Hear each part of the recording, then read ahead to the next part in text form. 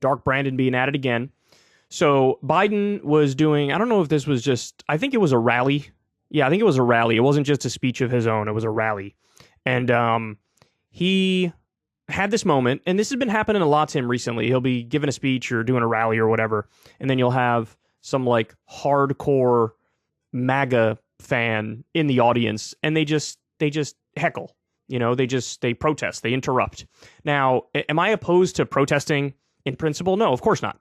But I'm going to evaluate your protest or your heckle based on the substance of, you know, what you're asking for and what you're saying.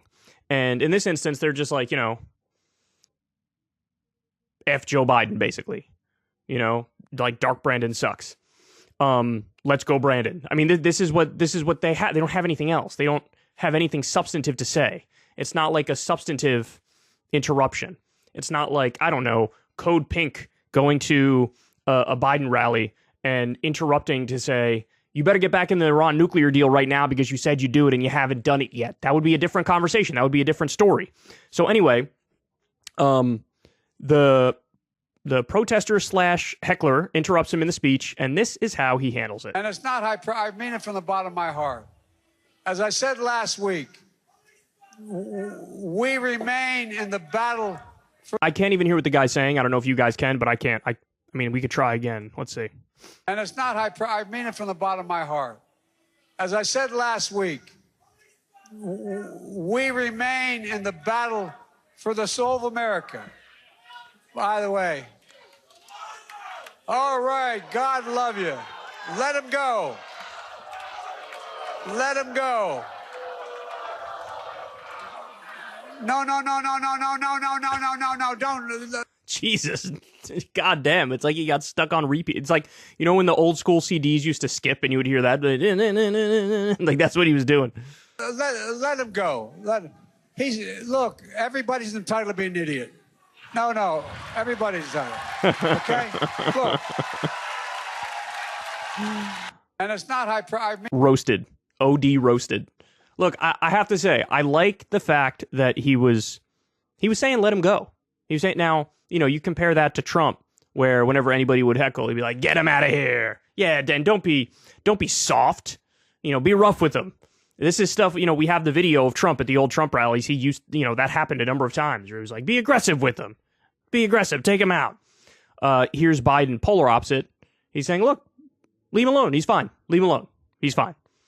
So that shows a difference in, like, accepting some amount of dissent, right? But then I also love the roast, man. I love that everybody's entitled to be an idiot. Because, again, this is not somebody who's taking a principled stand on an issue that Biden has failed us on. If that was the case, then my commentary would probably flip, and I'd say, well, I think the person's being kind of reasonable. But in this instance, to be fair, I don't know what they're saying, but we know that it's a far-right protester. It's not somebody to Biden's left who's asking him to do better as president. It's somebody to his right who's just, you know, triggered at the fact that he is president. This is probably somebody who, if we're being serious, denies the results of the election. So, look, I think he handled that perfectly. I think you couldn't have handled that any better. To say, number one, leave him alone. He's fine. That shows he's being, you know, bigger than the situation. And then number two, to be like, everybody's entitled to be a fucking idiot. If you want to be an idiot, by all means, go right ahead and be an idiot. So it's sort of that, it's condescending, but in a good way. It's like, it's showing that, you know, you can handle the dissent, but also you have things in perspective and in context, and you understand that if this is one of the hardcore MAGA guys who's coming after you, yeah, whatever you're saying, whatever you're asking for, whatever point you think you're making, you look like a jackass. And we've seen this a lot, man, the meltdown on the right over, oh my God, the lack of civility and decorum from Biden when he called us semi-fascists. And then there was this picture that was going viral on Twitter, and I would have pulled it up if I had thought of this beforehand.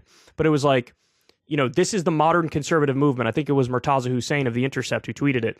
And what you saw was like a family. So you had like a husband and a wife, middle-aged, and they had like 3 kids with them, boys and girls. And they had their middle fingers up. And then they also had somebody holding up like a let's go Brandon thing or fuck Joe, like might have literally said F Joe Biden in the background, holding up like a flag that said that with 2 women who were like showing a lot of their ass. They were wearing like some scantily clad sort of underwear. They were showing their ass cheeks, holding the flag, looking back at the camera, right? So you had this F Joe Biden, little kids with their middle finger up, whole family there, and, you know, ass cheeks in everybody's face. And it's like, these are the same people that were just crying about civility and decorum and the fact that Biden called a spade a spade. You know, and I mean, Ben Shapiro did a whole segment on this where he's like, I've never seen a more divisive speech in American history. And it's like, my dude, you sell mugs that say leftist tears on them. The idea that Ben Shapiro is open to, you know, reasonable discourse and dialogue and disagreement. No, he's made clear. He's written a book on how to own lefties in conversations. Like, he wrote an entire book saying, don't worry about, like, actually engaging with the ideas. Here are the debate tactics where you can, quote unquote, win. So the idea that these guys care at all about divisiveness and that they're against divisiveness, my ass, you're not against it at all. You embrace it fully. You just cry and whine and shriek and moan and squeal like a pig when you're accurately called out by a Democrat on it. So this is Dark Brandon, man. This is Dark Brandon right here. I'll be very, I mean, he's already done this a number of times. I'll be interested to see if these, I'm sure the Trump protesters will keep showing up to his events or whatever. And if he keeps handling it like this, then real talk, he's handling it like a boss. Like, this is the way to handle it.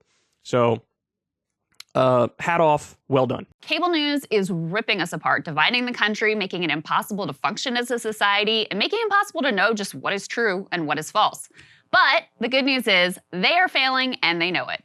That is why we're building something new, a new mainstream, a healthier one, something more trustworthy, something that we are going to need in one of the most pivotal times in American history. We are building up here for the midterms, for the upcoming presidential election, but we need your help. So if you can help us out by becoming a premium member today at breakingpoints.com, we're trying to change America for the better and the entire world. So what are you waiting for, guys? Go to breakingpoints.com and sign up and help us build a new mainstream.